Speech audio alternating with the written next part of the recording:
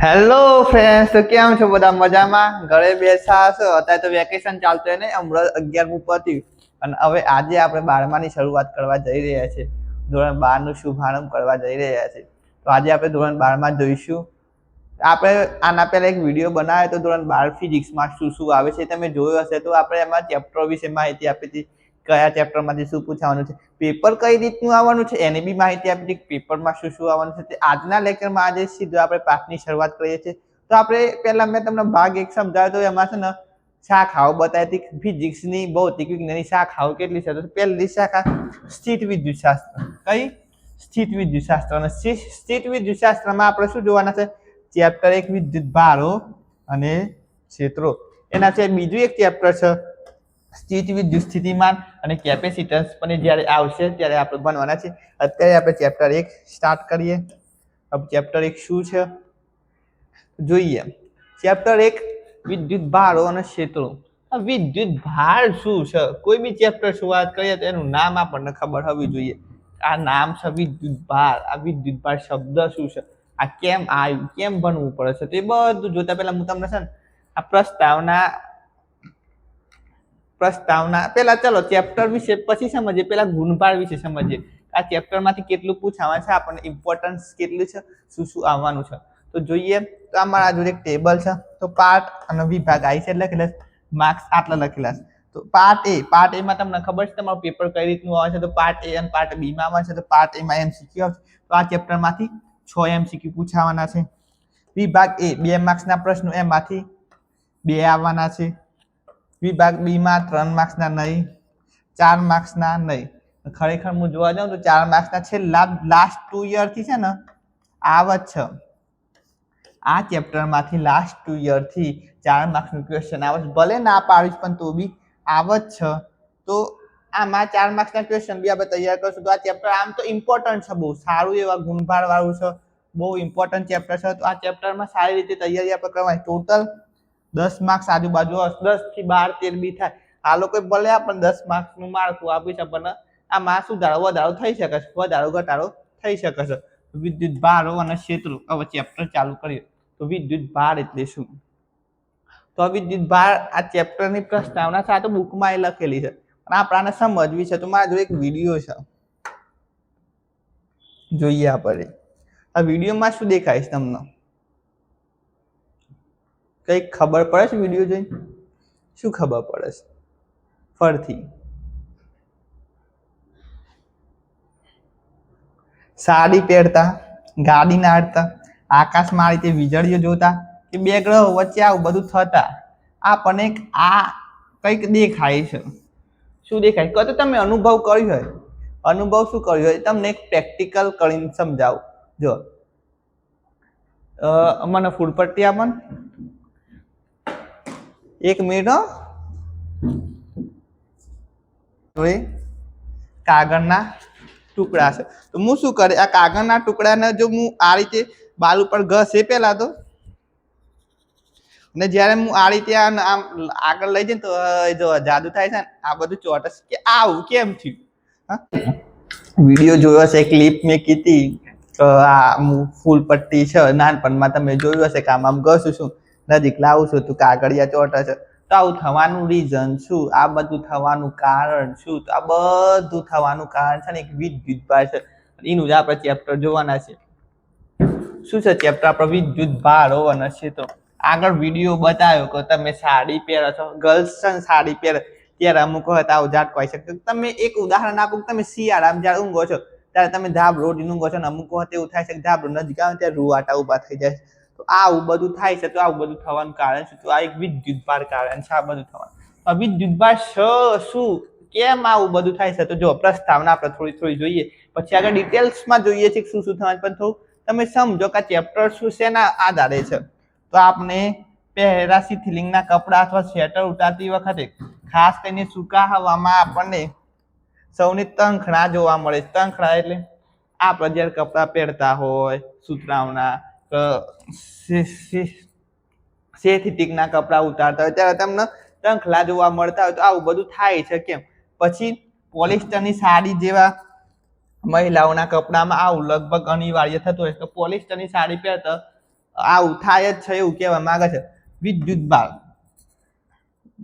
બીજું સામાન્ય ઉદાહરણ એક મેઘગર્જના વખતે આકાશમાં દેખાતી વીજળી. મેઘગર્જના વખતે તો તમે વિડીયોમાં જોયું કે વરસાદ આવવાનો એ સમય આવી વીજળી દેખાય છે. તો આ વીજળી કેમ દેખાય છે?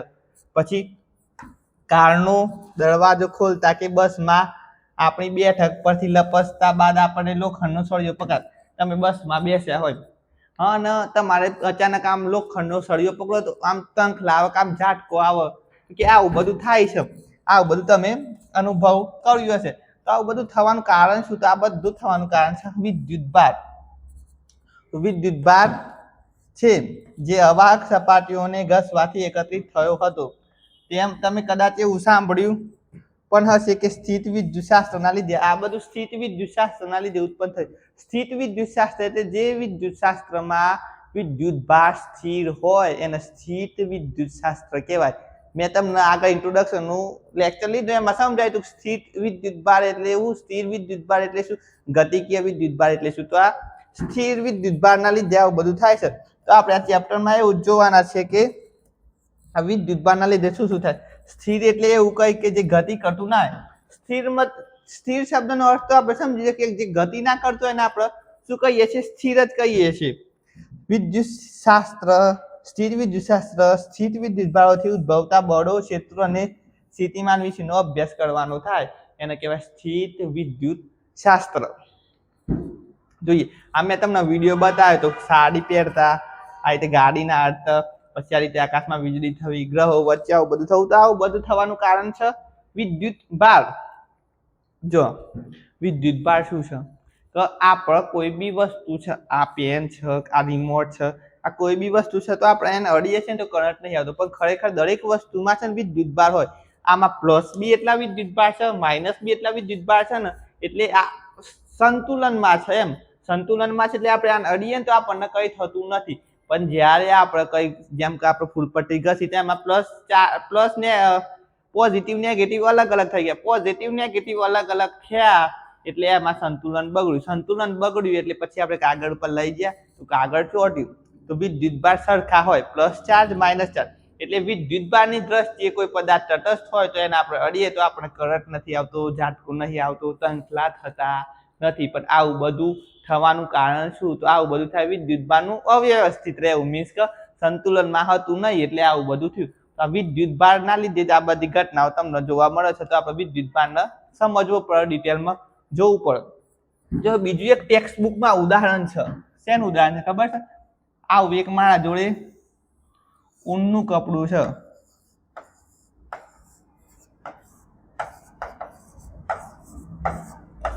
અને આવું એક મારા જોડે બિલાડીનું ફર છે.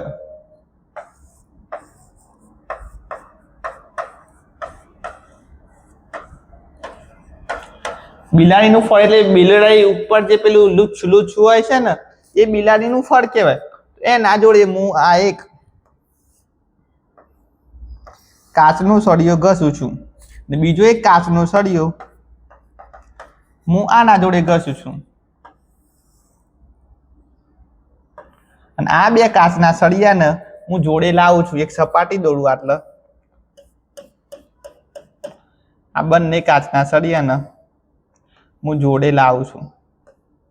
તો આ બંને વચ્ચે મને શું જોવા મળ્યું ખબર છે? આ બંને કાચના વચ્ચે આ બંને હું જેમ જેમ જોડે લાવું છું ને એ બંને એકબીજાથી દૂર જતા જાય છે. આવું થયું કેમ? આ બંને વચ્ચે જેમ આપણે તમે જોયું હોય ચુંબક છે, ચુંબક દરેક ચુંબક જોઈ લાવો તો ચોટી જાય. જો તમે ચુંબક ઊંધું કરો તો ખબર દૂર જતું જાય. એમ આ પ્રયોગમાં બી મને એવું જોવા મળ્યું કે હું આ બે સળિયાને જોડે લાવું છું તો એકબીજાથી દૂર જાય છે, અપાકર્ષણ થાય છે. ટૂંકમાં ઇન શોર્ટ શું કહેવા માંગુ છું? અપાકર્ષણ થાય છે. પછી આ તો કાચના સળિયાની વાત છે. આ રીતે હું એક પ્લાસ્ટિકનો સળિયો બી લાવ્યો, એક પ્લાસ્ટિકનો સળિયો લાવ્યો. એના બી મેં આના સાથે ઘસ્યું, આના બી મેં આના સાથે ઘસ્યું. હવે આ બંને હું જોડે લાવ્યો, જેમ હું કાચ કાટના લાવ્યો તો એમ પ્લાસ્ટિકના હું જોડે લાવ્યો. આમના વચ્ચે પણ અપાકર્ષણ જોવા મળ્યું. હવે કે આવું અપાકર્ષણ થાય છે કેમ? આ બંને દૂર કેમ જાય છે? પછી મેં ત્રીજું શું કર્યું ખબર છે? કાચનો છે, કાચનો આના જોડે ઘસ્યું, અને આ જે પ્લાસ્ટિકનો છે આ પ્લાસ્ટિકનો પ્લાસ્ટિકનો મેં આના જોડે ઘસ્યું બંનેને હું જોડે લાવ્યો હવે હું જે જોડે લાવું છું ને એ કાચનો જોડે લાવું છું અને પ્લાસ્ટિકનો જોડે લાવું છું તો શું થયું એ બંને વચ્ચે આકર્ષણ થયું આકર્ષણ એટલે બંને જોડે જેમ ચુંબક આકર્ષણ થાય તો ચોટી જાય છે ને ચુંબક વિશે બી આપણે આગળ ચેપ્ટરમાં ભણવાના છીએ આગળ આપણે ચુંબક ડિટેલમાં આવવાનું છે પણ એક તમને ઉદાહરણ આપું છું આ ચોટવું મીન્સ કે આકર્ષાવું આ અપાકર્ષ થવું અપાકર્ષણ એટલે દૂર દૂર જવું તો આવું બધું આ મેં પ્રયોગ કર્યો એટલે મને ખબર પડી કે આવું બધું થાય શકે જો હું અલગ અલગ કાચનો લાવ્યો તો દૂર જતા હતા પ્લાસ્ટિકનો લાવ્યો તો દૂર જતા હતા પણ એક કાચનો લીધો અને એક પ્લાસ્ટિકનો લઈને ઘસ્યું તો જોડે આવતા હતા તો આ બધા પ્રયોગો કર્યા તો મને ખબર પડે કે આમાં કંઈક ને કંઈક વિદ્યુત ભાર જોડે સંકળાયેલું છે કંઈક ને કંઈક થાય છે જેથી દૂર જાય છે નજીક આવે દૂર જાય છે નજીક આવે આકર્ષાય છે અપાકર્ષાય છે તો આવું બધું થાય છે તો એક મારા જોડે આનો જ વિડીયો છે શું વિડીયો છે જોઈએ આપણે શું દેખાય છે આપણને જ્યારે હું એક પ્લાસ્ટિકનો સળિયો લાવ્યો ને એક કાચનો સળિયો લાવ્યો ત્યારે મારા વચ્ચે આકર્ષણ જોવા મળ્યું જો પાછું એક કાચનો સળિયો ઘસ્યો બીજો પ્લાસ્ટિકનો સળિયો ઘસ્યો તો બંને વચ્ચે આકર્ષણ થાય છે અને એ જ રીતે જો કાચનો સળિયો અને પ્લાસ્ટિકનો સળિયો તો શું થાય છે આકર્ષણ તો બે અલગ અલગ સળિયા લીધા અને ઘસ્યા તેના જોડે ઊનના કપડા જોડે ઘસ્યા બિલાડીના ફળ જોડે ઘસ્યા તો બંને વચ્ચે શું જોવા મળ્યું આકર્ષણ એટલે જોડે આવવું જોડે આયા જ્યારે હું એક કાચનો સળિયો લીધો બીજો એક કાચનો સળિયો લીધો એકના બિલાડીના ફળ જોડે ઘસ્યો એકના ઊનના કપડા જોડે ઘસ્યો બંને એકબીજાથી આ દૂર જાય જોડે આવતા નથી તો આમના વચ્ચે શું જોવા મળ્યું અપાકર્ષણ તો જો પ્લાસ્ટિકનો સળિયો અને પ્લાસ્ટિકનો સળિયો બંને મેં અલગ અલગ જોડે ઘસ્યા તો બંને શું થયા આકર્ષણની જગ્યાએ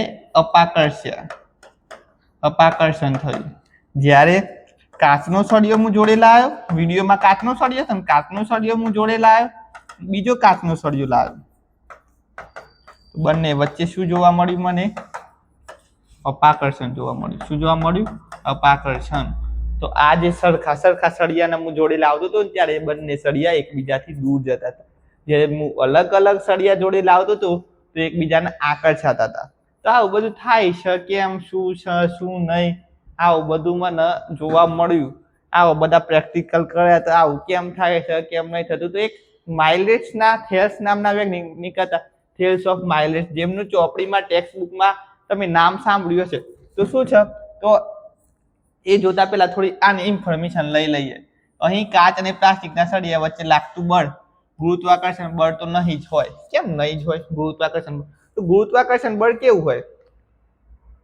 ગુરુત્વાકર્ષણ બળ કેવું હોય મેં આ પેન ફેંકી આ પેન સીધી નીચે આવી તો મુક્ત પતનના લીધે આવું થયું કે પેન સીધી નીચે આવી તો એ કેવા પ્રકારનું બળ થયું આકર્ષણ પ્રકારનું બળ થયું તમે 11માં ભણી રહ્યા છો કે ગુરુત્વાકર્ષણ એ આકર્ષણ પ્રકારનું બળ છે પણ તમે આટલા જો આકર્ષણ તો મને જોવા મળ્યું સાથે સાથે અપાકર્ષણ જોવા મળ્યું તો જે મારું આ છે ને આ ગુરુત્વાકર્ષણ તો આકર્ષણ પ્રકારનું હતું આ ગુરુત્વાકર્ષણ બળ નહીં ના સિવાય અલગ જ છે કેમ તો ગુરુત્વાકર્ષણ બળમાં માત્ર આકર્ષી પ્રકારનું જ હોય છે જ્યારે અહીં આકર્ષણ ઉપરાંત અપાકર્ષણ એટલે જોડે આવવું તો છે જ એના સિવાય દૂર જવું પણ થાય છે એટલે આ ગુરુત્વાકર્ષણ બળ નહીં કોઈક અલગ જ નવી જ વસ્તુ છે તો શું અલગ વસ્તુ તેથી અહીં લાગતું બળ ગુરુત્વાકર્ષણ બળ ઉપરાંત એક વધારાનું બળ હશે જેને સ્થિત વિદ્યુત બળ કહેવાય એને નવું નામ આપી દીધું સ્થિત વિદ્યુત બળ કોઈ પણ દ્રવ્યનો પોતાનો મૂળભૂત આંતરિક ગુણધર્મ છે જેથી એક દળ છે અને એક વિદ્યુત ભાર છે જેથી નીચે મુજબ છે જે નીચે મુજબ છે આ બે છે એક દળ છે અને એક વિદ્યુત ભાર છે તો આ વિદ્યુત ભાર અને દળના લીધે જ આ સ્થિત વિદ્યુત બળ ઉદ્ભવ તો આપણે વિદ્યુત ભાર વિશે જોવાનું છે કે આ વિદ્યુત ભાર છે શું વિદ્યુત ભાર વિશે આપણે ડિટેલમાં જોઈએ વિદ્યુત ભાર વિદ્યુતભારની શોધ કોને કરી, વિદ્યુતભાર વિશે આપણે કેમ ભણવાનું છે તો જોઈએ. ચલો, તો પ્રણેતા એટલે જેની શોધ કરનાર થેલ્સ નામના વૈજ્ઞાનિકે જેઓ માઇલેસના હતા. તો બુકમાં એક નામ છે થેલ્સ ઓફ માઇલેસ. એમને શું કર્યું હતું? ઈસવીસન 600 પૂર્વે વિદ્યુતભાર વિશે માહિતી આપી હતી. તો ઈસવીસન 600 પૂર્વે એમને વિદ્યુતભાર શોધ્યો હતો કે વિદ્યુતભાર શું છે. જેમાં આપણે આ પ્રેક્ટિકલ કર્યું એમને એવું કંઈક પ્રેક્ટિકલ કર્યું હશે ને વિદ્યુતભારની શોધ કરી. એમ સાયન્સ શું છે? તમે કંઈક તમારા મનમાં પ્રશ્ન ઉદ્ભવ, તમે એના સોલ્યુશન માટે બધા અલગ અલગ પ્રયોગો કરો, એનું નામ તો સાયન્સ છે. એમને આ પ્રયોગ કર્યો અને એમને આવું બધું જોવા મળ્યું. તેમને વિચાર્યું અને આને સ્થિત વિદ્યુત બળ ને વિદ્યુતભાર નામ આપી દીધું. અવલોકનો શું કર્યું? જુદા જુદા પદાર્થો, એમ્બર એક પીરાશ પડતો પદાર્થ છે. એ પદાર્થ લીધો અને એને ઘસ્યો પથ્થર સાથે. તો એને શું જોવા મળ્યું ખબર છે? નાના પદાર્થો છે ને આવા બધા એને છે ને આકર્ષે છે. તો આમને જેમ આપણે પેલા જોયું હતું આકર્ષે છે અપાકર્ષે છે, એમ આ વૈજ્ઞાનિકે બી આ કર્યું, તેમને આકર્ષણ જોવા મળ્યું.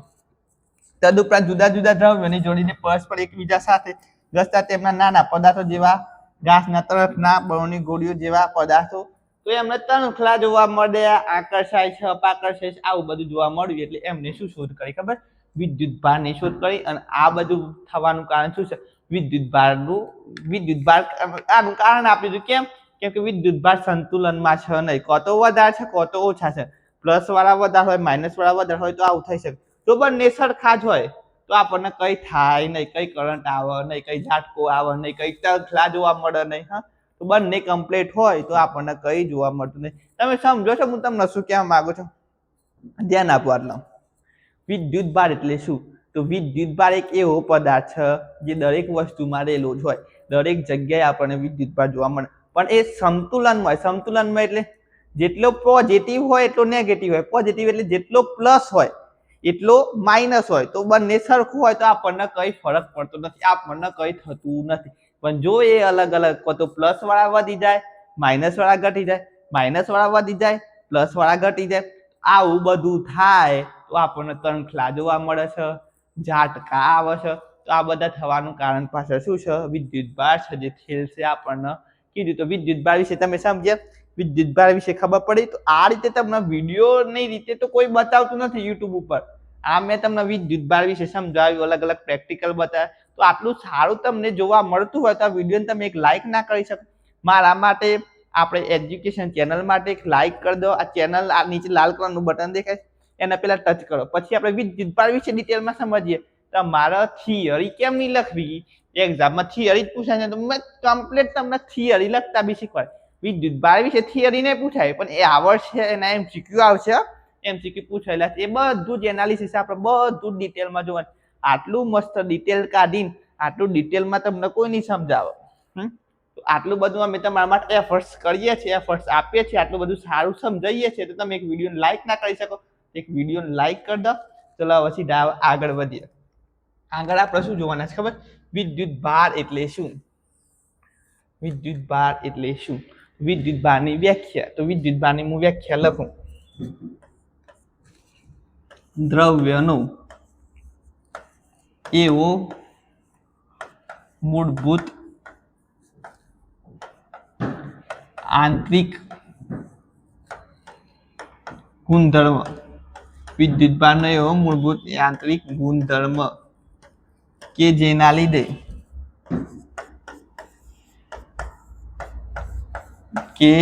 લીધે પદાર્થ પર લાગતું બળ ગુરુત્વાકર્ષણ સિવાય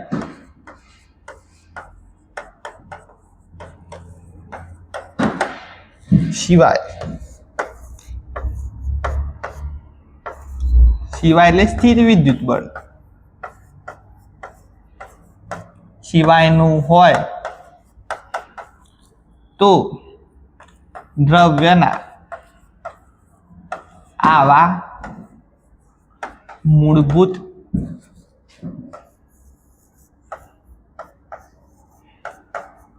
આંતરિક ગુણધર્મને વિદ્યુતભાર કહે છે. શું કહે છે? વિદ્યુત ભાર કહે છે. તમે સર વ્યાખ્યા તો લખી દીધી પણ સમજાવો તો ખરા, કઈ ખબર તો પડી નહીં. વિદ્યુત ભાર એટલે શું? દ્રવ્યનો એવો મૂળભૂત યાંત્રિક ગુણધર્મ. દ્રવ્ય તમે 11 માં કેમેસ્ટ્રી ભણીને, અરે 11 માં ના ભણ્યા તો ધોરણ 9 ની ટેક્સ્ટ બુકમાં પહેલું ચેપ્ટર છે દ્રવ્ય કેમેસ્ટ્રીમાં. દ્રવ્ય એટલે શું? દરેક વસ્તુ દ્રવ્યની બને. દ્રવ્ય એટલે બધું જ આવી દ્રવ્ય. દ્રવ્યનો એવો મૂળભૂત યાંત્રિક ગુણધર્મ. યાંત્રિક ગુણધર્મ એટલે બહારનો એવો ગુણધર્મ કે જેના લીધે એના પર લાગે છે, કોઈક બળ લાગે છે, કોઈક આકાર થાય છે, અપાકર્ષણ છે, આવું બધું થાય છે. એ બધું થતું હોય એ ગુરુત્વાકર્ષણ તો બળ છે જ નહીં. ના સિવાયનું અલગ સ્થિત વિદ્યુત બળ છે. આવું જે થાય છે દ્રવ્ય જોડે, તો એ આ દ્રવ્યના આવા મૂળભૂત યાંત્રિક ગુણધર્મને જ વિદ્યુત ભાર કહેવાય. શું કહેવાય છે? વિદ્યુત ભાર કહેવાય છે. આને શું કહેવાય? વિદ્યુત ભાર. આને શું કહેવાય? વિદ્યુત ભાર. તો વિદ્યુત ભારની નોર્મલ વ્યાખ્યા છે, તમને સમજાય એવા સારા શબ્દોમાં મેં લખી આપી. ક્યાંય પૂછાશે તો નહીં, કોઈ પૂછશે બી નહીં, એક્ઝામમાં આવા બી નહીં, પણ તમને બેઝિક માહિતી આવી જોઈએ કે વિદ્યુત ભાર એટલે શું. હજી આગળ જોઈએ તો વિદ્યુત ભાર છે ને એ ટોટલ 2 હોય. 2 હોય એટલે આટલું જોયા તો આપણને આ જોઈને એક વસ્તુ ખબર પડી. શું ખબર પડી ખબર છે? તો વિદ્યુત ભારના ધ્રુવત્વ હોય તો વિદ્યુત ભાર ધ્રુવત્વ ધરાવે છે. મેં તમને વાત કરી કે સંતુલનમાં ના હોય ત્યારે પ્લસ માઇનસ ની વાત કરી. શું વાત કરી? પ્લસ માઇનસ ની વાત કરી કે કઈ પ્લસ હોય કે કઈ માઇનસ હોય, એવું કઈ ના કીધું? તો આ પ્લસ કે માઇનસ, આ પ્લસ કે માઇનસ શું છે? તો આ છે એના અલગ અલગ વિદ્યુત ભારો. એક છે ધન વિદ્યુત ભાર, પ્રકાર છે એક જાતના, અને બીજો છે ઋણ વિદ્યુત ભાર.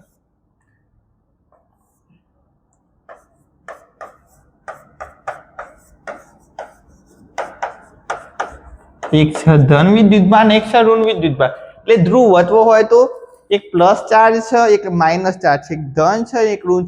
જો બંનેના વચ્ચે સંતુલન બગડે, અવ્યવસ્થિત થાય તો આપણને શું દેખાય? તંખલા દેખાય, ઝાટકા થાય. વિદ્યુત ભાર સંતુલન ગુમાવે એટલે આવું બધું થાય. એ બધું મેં તમને સમજાવ્યું. તો એ જોઈને આપણને એ ખબર પડશે કે આ વિદ્યુત ભાર ધ્રુવત્વ ધરાવે. ધ્રુવત્વ એટલે એક પ્લસ ચાર્જ છે અને એક નેગેટિવ ચાર્જ છે. તો બીજું એક શબ્દ આવે છે સજાતીય વિદ્યુત ભાર. સજાતીય વિદ્યુત ભાર એટલે જો સમજીએ. સજાતીય વિદ્યુત ભાર એટલે એક પ્લસ હું લઉં છું, પ્લસ ચાર્જ વાળો વિદ્યુત ભાર લઉં છું. બીજો એક હું પ્લસ ચાર્જ વાળો વિદ્યુત ભાર લઉં છું. કો તો હું એક માઇનસ ચાર્જ વાળો વિદ્યુત ભાર લઉં છું, બીજો એક માઇનસ ચાર્જ વાળો વિદ્યુત ભાર લઉં છું. તો આ બંને વચ્ચે શું થાય? આપણે જોયું આગળ કે પ્લસ પ્લસ હોય કે માઇનસ માઇનસ હોય. તો જેમ કે આપણે કાચના સળિયા લેતા હતા, 2 કાચના સળિયા હોય કે 2 પ્લાસ્ટિકના સરખા સળિયા હોય, તેમના વચ્ચે શું જોવા મળતું હતું? અપાકર્ષણ. અપાકર્ષણ. તો શું છે સજાતીય વિદ્યુત ભાર? એટલે જો સજાતીય વિદ્યુત ભાર હોય એટલે 2 સરખા વિદ્યુત ભાર હોય, તેમના વચ્ચે શું જોવા મળે? અપાકર્ષણ જોવા મળે. એ જ રીતે વિજાતીય વિદ્યુત ભાર એટલે પ્લસ માઇનસ અને માઇનસ પ્લસ 2 અલગ અલગ વિદ્યુત ભારો છે, અને એમના વચ્ચે જો શું થાય? એમના વચ્ચે આકર્ષણ થાય. શું થાય? આકર્ષણ થાય. તો આ જે આકર્ષણ થાય છે એને શું કહેવાય? આકર્ષણ થાય છે એને તો વિદ્યુત ભારનું સંતુલન કહેવાય ને. તો આકર્ષણ થવું, અપાકર્ષણ થવું.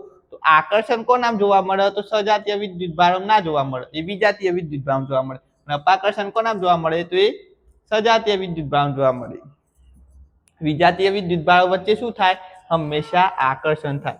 એટલે 2 જોડે જોડે આવે. આકર્ષણ ને અપાકર્ષણમાં ખબર પડે. આકર્ષણ એટલે જોડે આવે, અપાકર્ષણ એટલે દૂર જાય. તો સજાતીય વિદ્યુત ભાર વચ્ચે હંમેશા અપાકર્ષણ થાય. અપાકર્ષણ થાય એટલે 2 સરખા ભેગા કરીએ ને તો દૂર જાય એવી વાત છે. તમે જોયું હોય તો 2 બળદ હોય, મસ્ત ઉદાહરણ આપો છો. 2 બળદ હોય તો એમને હવાય જોડે ના લડતા હોય. તમે ક્યાંય માર્કેટમાં બજારમાં જોયા હોય તો 2 બળદ તમે જોવો તો આમ ફાઇટિંગ ચાલતી જ હોય. અત્યારે જ દેવસ કે આ બે સિગ્નલ લઈને ધડામ કરીને એવું છોકરીઓને બી તમે એવું જોયું છે ને? હા, આવું તો મેં કઈ સાંભળ્યું છે, જોયું તો અનુભવ તો કર્યું નહીં. બે છોકરીઓ હોય ને જોડ્યો હોય એટલે કંઈક ને કંઈક વાતે બાજ એટલે મીન્સ લડે. આવું બધું તમે જોયું હોય તો આ બધા ઉદાહરણો આ તમને કહેવા માટે કીધું, યાદ રાખજો. અને આકર્ષણ એટલે આકર્ષણ હોય ને, તમને કોઈના પ્રત્યે આકર્ષણ હશે તો એ બધાને આકર્ષણ કહેવાય. આકર્ષણનું માં ડિટેલ ના લેવું પડે. આકર્ષણ વિશે તો બધા જાણ જ છો. અત્યારે એવો તો 12માં એટલે બધા બુદ્ધિશાળી જ છો. પછી શું છે? વિદ્યુતભારની સંજ્ઞા. ઉભા રહેજો એક જ મિનિટ. આ બધું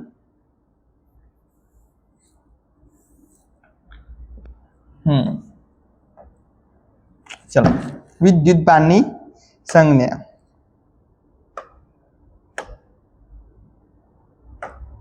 વિદ્યુતભારને કઈ સંજ્ઞા વડે દર્શાવે? તો વિદ્યુતભારને ક્યુ સંજ્ઞા વડે દર્શાવે, અથવા તો કેપિટલ ક્યુ અથવા તો સ્મોલ ક્યુ. વિદ્યુતભારને કઈ સંજ્ઞા વડે દર્શાવાય? કેપિટલ ક્યુ અથવા તો સ્મોલ ક્યુ. આ તમારે યાદ રાખવાનું છે. પછી વિદ્યુતભારનો એકમ, તો વિદ્યુતભારનો એકમ છે કુલમ. શું છે? કુલમ્બ. એને કઈ સંજ્ઞા વડે દર્શાવે? તો સી સંજ્ઞા વડે દર્શાવે. તો વિદ્યુતભારનો એક એકમ યાદ રાખજો જેનું નામ છે કુલમ્બ. પછી વિદ્યુતભારની રાશિ, તો વિદ્યુતભાર અદિશ રાશિ છે. અદિશ રાશિ એટલે જેની દર્શાવવા માટે મારે ખાલી મૂલ્યની જ જરૂર છે, દિશાની કોઈ જરૂર નહીં. જો દિશા મૂલ્ય બંને આવે તો એને શું કહેવાય? સદિશ રાશિ. તમને સદિશ વિશે તો ખબર છે ને? સદિશ એટલે તમને સમજાવું. સદિશ તમને કોઈ દિવસ ક્યાંય મિસ્ટેક નહીં થાય. સદિશ એટલે જેમાં મૂલ્ય જોઈએ, દિશા બી જોઈએ, એને શું કહેવાય? સદિશ. જ્યારે અદિશમાં ખાલી મૂલ્ય જ જોઈએ. આ તમે 11માં જોયું હતું તો બી આટલા રાશિ આવી એટલે મેં તમને સમજાવી દીધી. તો આ યાદ રાખવાનું છે. યાદ રાખો. આ બધું બી યાદ જ રાખવાનું છે. અને આ બધું નોર્મલ છે. તમને એટલું યાદ ના રહે કે વિદ્યુતભારને ક્યુ સંજ્ઞા વડે દર્શાવાય કે એનો એકમ કુલમ છે, તો બધું યાદ રહે એવું છે ને. અદિશ રાશિમાં ખાલી મૂલ્ય જ બતાવે ને અદિશ રાશિ કહેવાય. હવે આગળ જોઈએ. આગળ શું છે? વિદ્યુતભારના ગુણધર્મો. તો વિદ્યુતભાર છે તો એના કઈ ગુણધર્મો તો હશે ને, તો એ કેવા ગુણધર્મો ધરાવે છે તો એ આપણે આગળ જોવાના છે. નેક્સ્ટ ટોપિક આપણો એ છે વિદ્યુતભારના ગુણધર્મો. તો પહેલો ગુણધર્મ છે વિદ્યુતભારનો સરવાળો. સરવાળો એટલે શું? જેમ આપણે સરવાળો કરતા હોય એમ સરવાળો કરવાનો હોય. તો વિદ્યુતભારનો એક નિયમ છે. તો મારા જોડે એક આવું તંત્ર છે. શું છે? તંત્ર છે. એમાં એક 2 કુલમનો વિદ્યુતભાર છે, બીજો -2 કુલમનો વિદ્યુતભાર છે, ત્રીજો -4 કુલમનો વિદ્યુતભાર છે, અને ચોથો +5 કુલમનો વિદ્યુતભાર છે. તો આ વિદ્યુતભારનો ટોટલ કેટલો થયો? ટોટલ કેટલો થયો? તો વિદ્યુતભારનો સરવાળો Q નેટ. Q નેટ બરાબર +2 કુલમ પ્લસ કે માઇનસ આપી છે એટલે માઇનસ લખવું પડે ને આપણે.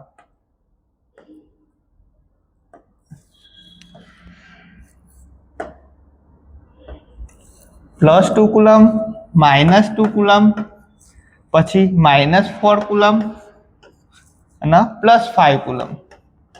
આ રીતે આપણે ડાયરેક્ટ સીધો સરવાળો કરીએ તો એ રીતે સીધો સરવાળો જ કરી દેવાનો છે. વિદ્યુતભારના સરવાળામાં કઈ છે ને જેમ આપણે બેઝિક સરવાળો કરીએ છીએ સાદો સરવાળો જ કરવાનો છે. તો પ્લસ ને માઇનસ આ તો એમના એમ જતા રહે.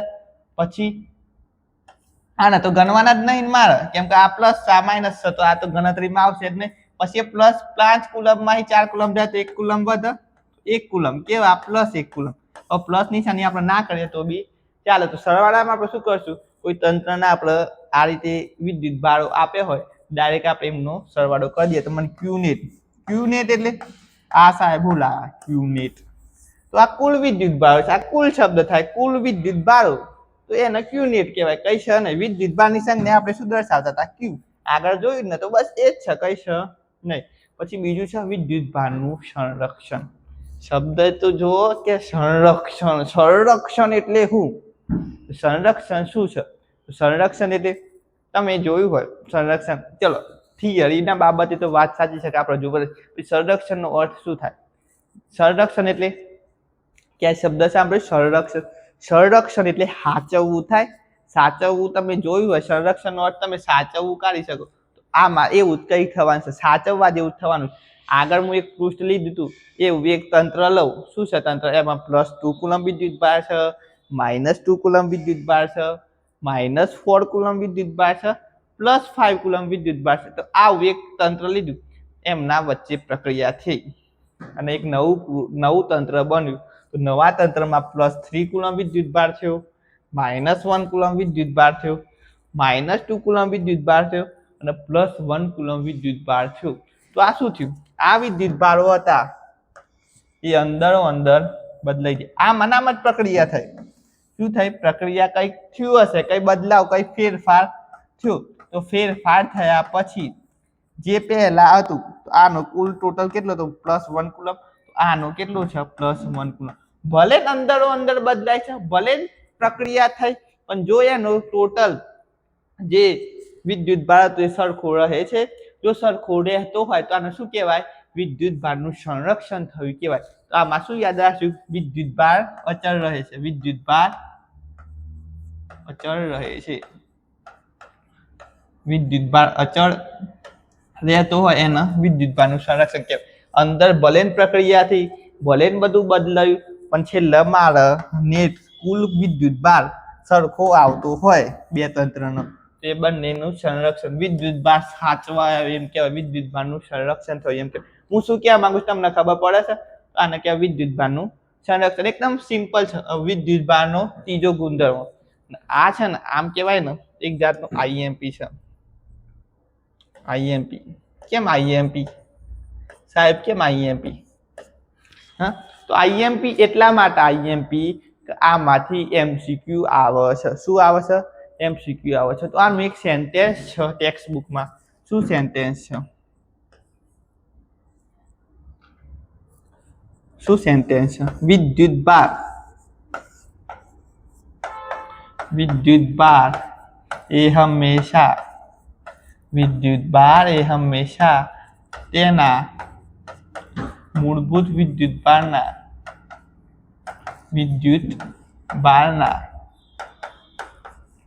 પૂર્ણાંક ગુણાંકમાં હોય છે.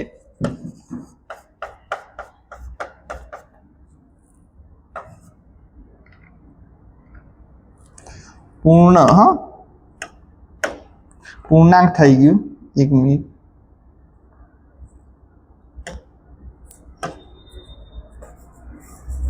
પૂર્ણાંક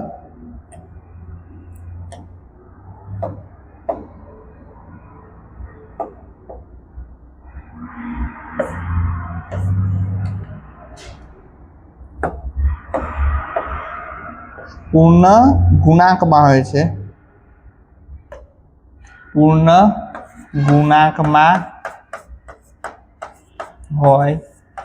છે. પૂર્ણ ગુણાંકમાં હોય છે. આ શું કહે છે જે વિદ્યુતભાર હોય ને એ મૂળભૂત વિદ્યુતભારના પૂર્ણ ગુણાંકમાં છે. તો આના ઉપરથી આપણે સૂત્ર લાવી શકીએ Q = NE. મોસ્ટ ઇમ્પોર્ટન્ટ સૂત્ર છે. આમ કહેવા જઈએ ને તો આ સૂત્ર ઇમ્પોર્ટન્ટ કહેવાય Q = NE જે આ સેન્ટેન્સ ઉપરથી લાવે. વિદ્યુતભાર એ હંમેશા તેના મૂળભૂત વિદ્યુતભારના પૂર્ણ ગુણાંકમાં છે. તો આ એ શું છે આ ઈ શું છે ઇલેક્ટ્રોન છે. તો ઈ છે ને એ માઇનસ હોય અને પ્લસ પણ હોઈ શકે. તો આને શું કહેવાય ઇલેક્ટ્રોન અને આને શું કહેવાય પ્રોટોન કહેવાય.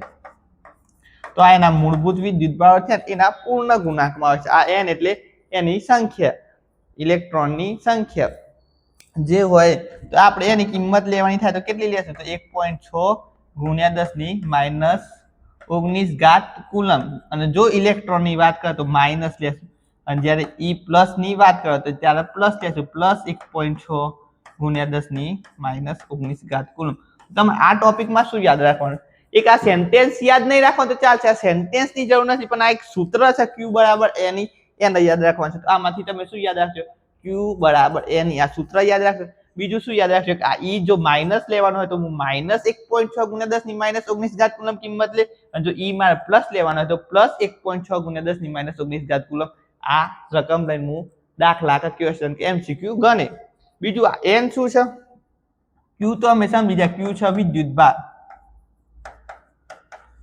n શું છે n છે સંખ્યા શેની ઇલેક્ટ્રોનની સંખ્યા અને ઈ શું છે તો ઈ તો મેં તમને કહી દીધી, જો ઈ માઇનસ હોય તો ઇલેક્ટ્રોન છે, ઈ પ્લસ હોય તો પ્રોટોન છે. તો તમે વિદ્યુતભારના ક્વોન્ટમીકરણમાં આટલું યાદ રાખજો. આ 3-4 મુદ્દા છે, આ તમને યાદ રહે તો તમને આગળ ક્વેશ્ચન ફાવવા. કે માર્ચ 2020 માં કેમ ચેન્જ થયું જો એક જ મિનિટ. તો માર્ચ 2020 માં આપણને પૂછાયેલો એક MCQ છે. તો આપણે ક્વોન્ટમીકરણ બને એના સૂત્રનો યુઝ કરીને દાખલાને ગણવાનો છે. તો આપણે આવા એક્ઝામમાં પૂછાયેલા છે, તો એક બે ટ્રાય કરીએ. તો શું આપ્યું છે? એક હા આ જો આ અલગ છે, આ અલગ છે. શું છે? 6 × 10 ની ઘાત સમતુલ્ય 6 × 10 ની ઘાત ઇલેક્ટ્રોનને સમતુલ્ય વિદ્યુતભાર ખાલી જગ્યા જેટલો હોય છે. તો આમાં શું આપ્યું? n આપ્યું, ઇલેક્ટ્રોનની સંખ્યા આપી, કેટલી આપી? 6 × 10 ની 18 ઘાત. પછી સમતુલ્ય વિદ્યુતભાર ખાલી જગ્યા હોય તો મને ઇલેક્ટ્રોનની કિંમત ખબર. ઇલેક્ટ્રોનની કિંમત કેટલી છે? -1.6 × 10⁻19 ઘાત કુલમ. તો મને ઈ બી ખબર છે, તો હું ડાયરેક્ટ સૂત્રમાં કિંમત મૂકું, Q = N E. તો n કેટલા છે મારા જોડે? 6 × 10 ની 18 ઘાત. અને ઈ કેટલા છે? ગુણ્યા ઈ છે -1.6 × 10 ની -19 ઘાત. તો હું આ બંનેનો ગુણાકાર કરું. શેમાં કરવાનો? ડાયરેક્ટ કરવાનો ના આવે તો આપણે કેલ્સીમાં કરશું. તમે ધોરણ 11-12 માં આવું કેલ્ક્યુલેટર યુઝ કરી શકો છો. તો આનો ગુણાકાર કરીએ, 6 × 1.6 તો કેટલા આવે છે? 9.6 આવે છે. તો -9.6. કેમ માઇનસ? ગુણાકારમાં માઇનસની નિશાની આગળ આવી જાય. ગુણ્યા 10 ની કેટલી ઘાત થાય? તો આ 18 ઘાત હતી ને -19 ઘાત, તો -1 ઘાત થાય. આની -1 ઘાત થાય. આ તો ખબર છે, ઉપરની ઘાતો આધાર સરખો હોય તો ઘાતોનો ગુણાકાર થાય, એ તો ખબર છે. ઘાતોની બાદબાકી બી થઈ શકે. આધાર સરખો હોય તો ઘાતોનો સરવાળો, ઘાતોની બાદબાકી થાય. આવું તમે બેઝિક મેથ્સમાં ભણ્યા છે. હવે -1 છે. -1 કઈ સાઈડ આવે? તો -1 જો ઋણ ઘાત હોય, જો ઋણ ઘાત હોય તો જમણી બાજુ આવે. તો -0.96. આ તો તમને ઘાતમાં ફેવર તો આવડે છે ને. તો આ -0.96 માં શું આવ્યું? તો આ મારે -96 0.96 એવું કોઈ મારો ઓપ્શન છે? તો કે એવો કોઈ ઓપ્શન નહીં, પણ આટલા -1 છે. તો આ 0.96 ને હું -1 લખી શકું. રાઉન્ડિંગ ઓફનો નિયમ તમે જોયો જ હશે. અને કુલમ, આનો Q નો એકમ થાય કુલમ. તો કુલમ, તો મારો આન્સર શું આવે? -1 કુલમ. તો આવા તમારે MCQ પૂછાય તો આવા MCQ સિમ્પલ હોય, તમને કેલ્ક્યુલેશન કરતા ફાવડતું હોય તો MCQ 1 કુલમ. અરે કેમ નીકળી ગયું? 1 કુલમ વિદ્યુતભાર બરાબર ખાલી જગ્યા ઇલેક્ટ્રોન પરના વિદ્યુતભારનું મૂલ્ય. તો 1 કુલમ વિદ્યુતભાર આપણે રકમમાં આપ્યું છે, લખીએ 1 કુલમ વિદ્યુતભાર બરાબર ખાલી જગ્યા ઇલેક્ટ્રોન પરના વિદ્યુતભાર. તો ઇલેક્ટ્રોન પરના વિદ્યુતભારનું મૂલ્ય 1/, ઇલેક્ટ્રોનનું મૂલ્ય શું છે? 1.6 × 10 ની -19 ઘાત છે. હવે આપણને ખબર કઈ રીતે પડે કે મારા માઇનસ મૂલ્ય લેવું, પ્લસ મૂલ્ય લેવું? તો આપણે બધા જવાબ પ્લસ છે તો પ્લસ લઈ લેવાનું. હા, તો પ્લસ લઈ લીધું. અમુક કેલ્ક્યુલેટરમાં શું કરે? 1/1.6 કરે. તો 1/1.6, 1/1.6 તો કેટલો આવે? 0.625 આવે. 0.625 આ 10 ની 19 ઘાત નીચે છે, ઉપર જાય તો 10 ની પ્લસ થઈ જાય. 10 ની પ્લસ 19. અમારા બધા જવાબ આવા છે તો નહીં, 0.625 આવા જવાબ નહીં. તો મારે આને 6.25 લખવા પડે. જો હું આને 6.25 લખું તો મારે આ જે પોઈન્ટ છે મેન જમણી સ્થાન ખસે, તો મારે એક ઋણ ઘાત ઉમેરવી પડે. તો -10 ની 19 માં એક હું ઋણ ઉમેરું તો 10 ની 18 થાય. હા સર, 10 ની 18 થાય. તો આવો કોઈ ઓપ્શન છે મારા જોડે? તો 6.25 × 10 ની 18 ઘાત. તો ઓપ્શન બી ઇઝ રાઈટ. તો આ રીતે આના આ MCQ ટેકલ કરાય. પછી બીજો એક MCQ છે, 2He4 ના ન્યુક્લિયસ પરનો વિદ્યુતભાર. તો 2He4 ન્યુક્લિયસ છે, આનો વિદ્યુતભાર કેટલો થાય? આના માટે Q = N નહીં, Q = Z યાદ રાખવાનું. તો આમાં Z શું થાય? આમાં Z2 થાય. અને E શું થાય? 1.6 × 10 ની -19 ઘાત થાય. હા, 1.6 × 10 ની -19 ઘાત થાય. તો આ બંનેનો ગુણાકાર કરી દે. તો હું આ બંનેનો ગુણાકાર કરું, 2 × 1.6 મને કેટલા મળ્યા? 3.2 × 10 ની -19 ઘાત. આવું કોઈ ઓપ્શન છે? આવું કોઈ ઓપ્શન નહીં, પણ તમે જુઓ આમને ડાયરેક્ટ ગુણાકાર નહીં કરો, ડાયરેક્ટ જ આપી દીધું છે. તો આ કરવાની જરૂર નથી. જો આ આપ્યું છે ને, તો આ આપણો રાઈટ આન્સર ડાયરેક્ટ સીધો બની જાય. તો મારો રાઈટ આન્સર થાય બી. જો ના આપ્યું હોય ગુણાકાર કરીને આપે તો પછી આપણે ગુણાકાર કરવો પડે, પણ આપણે ડાયરેક્ટ આપી દીધું ZE 2 × 1.6. Z શું છે? તો ન્યુક્લિયસમાં હિલિયમનો ક્રમાંક છે. તો જોઈએ ચલો ચોથા નંબરનો MCQ. તો આ બધા આ ટોપિક ઉપરથી MCQ આવે છે તો MCQ માટે આ ટોપિક IMP કહેવાય. પછી ચોથો MCQ. એક પ્લાસ્ટિકના સળિયાને ઊન સાથે ઘસતા પ્લાસ્ટિકના સળિયાને 8 ગુણ્યા 10⁻7 ઘાત. તો શું છે? સળિયાને 8 ગુણ્યા ઋણ વિદ્યુતભાર મળે છે તો આપણને વિદ્યુતભારની સંખ્યા આપી. તો વિદ્યુતભારની સંખ્યા આ કુલમ છે. તમે આમ ખબર ના પડે તો તમે એકમ જોઈને બી ખબર પડે કે કુલમ તો મને Q આપ્યું તો મને Q બરાબર શું આપ્યું છે? 8 ગુણ્યા 10⁻7 ઘાત કુલમ આપ્યું છે Q બરાબર. પછી તો કેટલા ઇલેક્ટ્રોન ક્યાંથી કોના પર ગયા હશે? કેટલા ઇલેક્ટ્રોન એટલે ઇલેક્ટ્રોનની સંખ્યા n શોધવાની છે. હા n શોધવાની છે. અને ઈ તો મને ખબર છે ને ઈ તો શું થાય 1.6 ગુણ્યા 10⁻19 ઘાત. હવે સાહેબ તમને ખબર ક્યાંથી પડી કે ઈ મારે પ્લસ લેવાના તો માઇનસ લેવાના? તો મારા બધા જવાબો પ્લસ માં છે તો હું પ્લસ લઈને ગણે. હા તો હું ડાયરેક્ટ સૂત્ર મૂકું Q બરાબર NE. Q બરાબર NE. મારે n શોધવાનું છે તો હું n ને કરતા કરું તો Q ના છેદમાં E થાય. હા સર Q ના છેદમાં E થાય. તો n બરાબર Q ની કિંમત કેટલી છે? 8 ગુણ્યા 10⁻7 છે. તો હા 8 ગુણ્યા 10⁻7 છે. E ની કિંમત 1.6 ગુણ્યા 10⁻19 ઘાત છે. તો મારે લખવું હોય તો 8 ગુણ્યા 8 ભાગ્યા 1.6 કેટલા થયા? 12.8. 8 ભાગ્યા 1.6 સોરી કેમ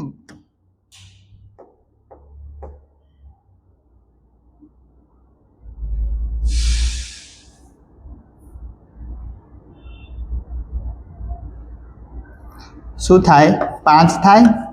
આ બંનેનો ભાગાકાર 5 થયો. પછી ગુણ્યા હવે આ 10⁻7 છે પ્લસ 19 આયા તો પ્લસ 19 માંથી -7 જાય 10⁻12 ઘાત આવે. 10⁻12 ઘાત આવે. આવો મારો કોઈ ઓપ્શન છે તો 5 ગુણ્યા 10⁻12 ઘાત 6. આ ના આવે. આ ઓપ્શન તો આવડ ને આ કટ થઈ ગયો. આ બી કટ થઈ ગયો. તો મારા જોડે વધે પહેલો છેલ્લો ઓપ્શન તો હું રકમ પાછી વાંચી. કેમ કે મારે જોવાનું છે કોના પરથી કોના પર ઇલેક્ટ્રોન ગયા. હા મને એક તો જવાબ શોર્ટ થઈ ગયા. બે તો નીકળી ગયા. 50-50 ચાન્સ વધે. હવે શું કીધું? પ્લાસ્ટિકના સળિયાને ઊન સાથે ઘસતા. તો પ્લાસ્ટિકના સળિયા ઊન સાથે ઘસતા પ્લાસ્ટિકના સળિયાને તો તમે જો પ્લાસ્ટિકના સળિયાને ઊન સાથે ઘસ્યું છે તો ઊનથી પ્લાસ્ટિક ઉપર કે પ્લાસ્ટિકના સળિયાથી ઊન ઉપર. તમે રકમ જો તો બી તમને ખબર પડે પ્લાસ્ટિકના સળિયા ઊન સાથે ઘસ્યું છે તો પ્લાસ્ટિકથી ઊન પર જ જશે તો મારો જવાબ આવે એ. શું? પ્લાસ્ટિકથી ઊન પર. તો તમે થોડું વાંચો તો બી ખબર પડે. તો હવે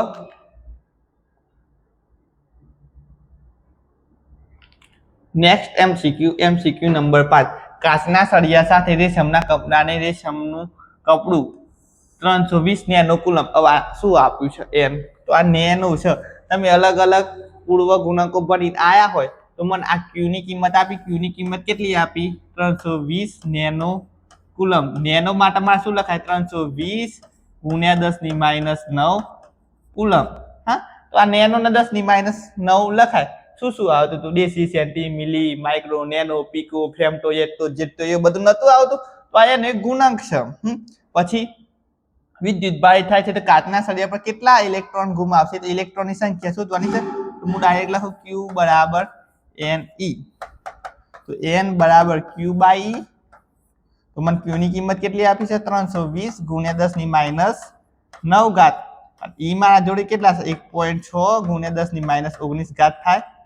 તો આ 10⁻19 ઘાત ઉપર જાય. 320 ભાગ્યા 1.6 થાય. મારો જવાબ આવે 200. 200 ગુણ્યા 10⁻9 ઘાત થાય. આ 10⁻19 ઘાત જાય તો 9 માઇનસ થઈ જવાના છે. 10 ઘાત સોરી 9 તો માઇનસ થઈ જવાના છે ને. 10 ઘાત. તો 200 ગુણ્યા 10 ઘાત એવું કોઈ ઓપ્શન છે? એવું કોઈ ઓપ્શન નથી. આવો બી ટીક એ ટીક ના કરી દેતા 2 ગુણ્યા 10 સેટ એવું નહીં. જો હવે છે ને પોઈન્ટ મારો કશું નહીં તો આટલા કહેવાય તો હું આટલા પોઈન્ટ લાવું તો મારી 2 ઘાત જો જમણીથી હું ઋણ બાજુ આવું છું તો મારી 2 ઘાત ઓછી 2 ઘાત વધતા થાય કેમ કે હું આ સાઈડ આવું છું એટલે તો મારે 10 ને બીજી 2 ઉમેરાય તો 10⁻12 ઘાત આવે તો 2 ગુણ્યા 10⁻12 ઘાત. તો તમે ઓપ્શન જોઈને બી કરી શકો છો। તો આ વિદ્યુતભારના ક્વોન્ટમીકરણ પરથી આવા ક્વેશ્ચન બને છે અને આવા ક્વેશ્ચન આવે છે। તો આ ટોપિક તમારે થિયરી માટે તૈયાર કરવાનું નથી, આ ટોપિક તમારે શેના માટે તૈયાર કરવાનો છે? MCQ માટે। એક જ સૂત્ર છે, કયું? Q = NE। આ સૂત્ર આવડે તો તમને દાખલા ગણતા આવડે। આના કેટલા બી દાખલા સ્વાધ્યાયમાં બી છે અને ઉદાહરણમાં બી છે, તો એ આપણે નેક્સ્ટ લેક્ચરમાં જોઈશું। એના સિવાય નેક્સ્ટ લેક્ચરમાં આપણે એક નવી થિયરી ભણવાના છે, કુલમ્બનો નિયમ, કુલમ્બનો સદિશ નિયમ, અદિશ નિયમ। બહુ ડિટેલમાં સારી રીતે સમજશું અને એમાં કઈ રીતે લખવો એ બી સમજશું। તો અત્યાર સુધી આપણે જે ચલાવીએ એનું ફાસ્ટ રિવિઝન કરી દઈએ। ચલો ફાસ્ટ રિવિઝન કરી દઈએ। શું ભણે આજના આખા લેક્ચરમાં આપણે? ચલો જોઈએ।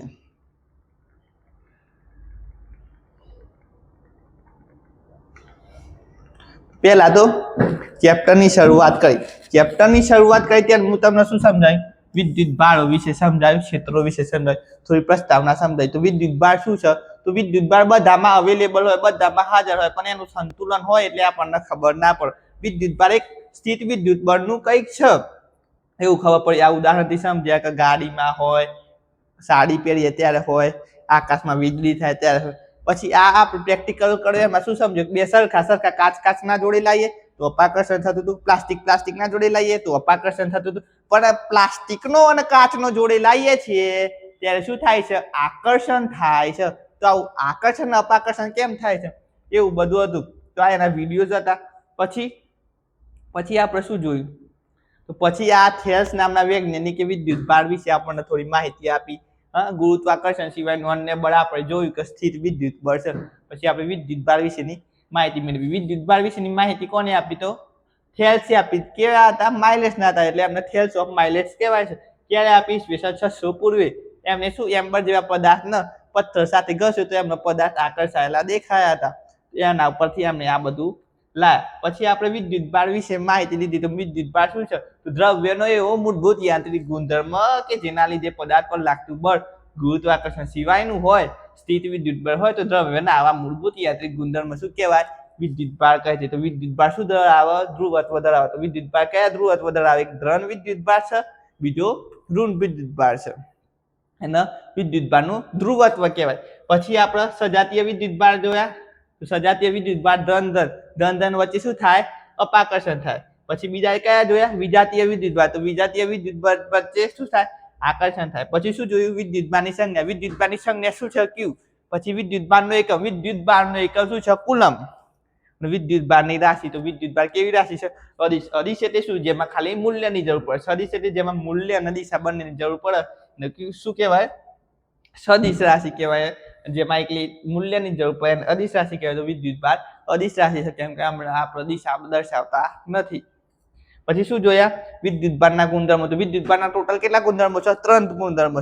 એક તો વિદ્યુત ભારના સરવાળાનો ગુણધર્મ, બીજો વિદ્યુત ભારના સંરક્ષણનો ગુણધર્મ, ત્રીજો વિદ્યુત ભારનું ક્વોન્ટમીકરણ। ક્વોન્ટમીકરણ શબ્દનો શું થાય? ક્વોન્ટમીકરણ શબ્દનો અર્થ થાય નાનામાં નાનું, પણ એની જરૂર નથી એટલે મેં તમને કીધું નહીં। વિદ્યુત ભારનો સરવાળો, વિદ્યુત ભારનો સરવાળો એટલે આવો આપણને કોઈ તંત્ર આપો તો એનો ડાયરેક્ટ આપણે સરવાળો કહી શકીએ। વિદ્યુત ભારનું સંરક્ષણ એટલે વિદ્યુત ભારનું સંરક્ષણ એટલે સાચવવું એટલે આમાં જેટલો હોય ભલે અંદર ફેરફાર થાય છે પણ લાસ્ટમાં મને શું મળે છે? એનો એ જ મળે છે, એટલે વિદ્યુત ભાર અચળ રહે છે। તો એનું શું કહેવાય? વિદ્યુત ભારનું સંરક્ષણ। વિદ્યુત ભારનું ક્વોન્ટમીકરણ એટલે ક્વોન્ટમ એટલે નાનામાં નાનો ભાગ। વિદ્યુત ભારનું ક્વોન્ટમીકરણ શું કહે છે? તો વિદ્યુત ભારનું ક્વોન્ટમીકરણ કહે છે કે વિદ્યુત ભાર હંમેશા તેના મૂળભૂત વિદ્યુત ભારના પૂર્ણ ગુણાંકમાં હોય છે। તો એના માટેનું એક સૂત્ર આપ્યું હતું, Q = NE, જેમાં E+ પણ હોય અને E- પણ હોય। E- ઇલેક્ટ્રોન હોય તો એક -1.6 × 10⁻19 લેવાની, E+ હોય તો 1.6 × 10⁻19 લેવાની। તો આ બંને શું છે? એની કિંમતો છે, તો આ યાદ રાખવાનું છે। Q એટલે વિદ્યુત ભાર, N એટલે ઇલેક્ટ્રોનની સંખ્યા।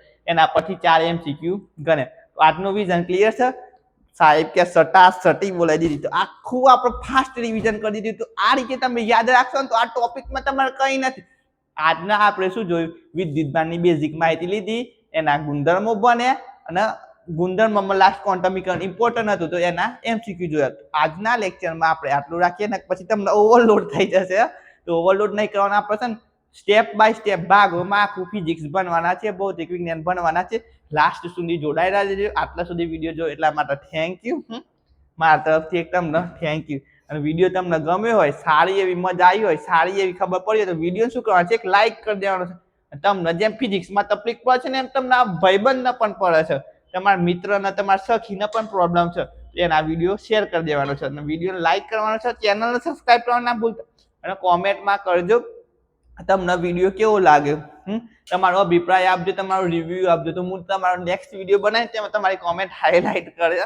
તમારી કોમેન્ટ આ રીતે બોર્ડ ઉપર દેખાવડાવી હોય તો ખાલી એક કોમેન્ટ કરી દેજો. તો મળીએ આપણા નેક્સ્ટ વિડીયોમાં અને આની પીડીએફ છે ને ડિસ્ક્રિપ્શન બોક્સમાં મળી જશે. તો ચલો બાય, મળીએ આપણા નવા લેક્ચરમાં. જય હિન્દ, જય ભારત.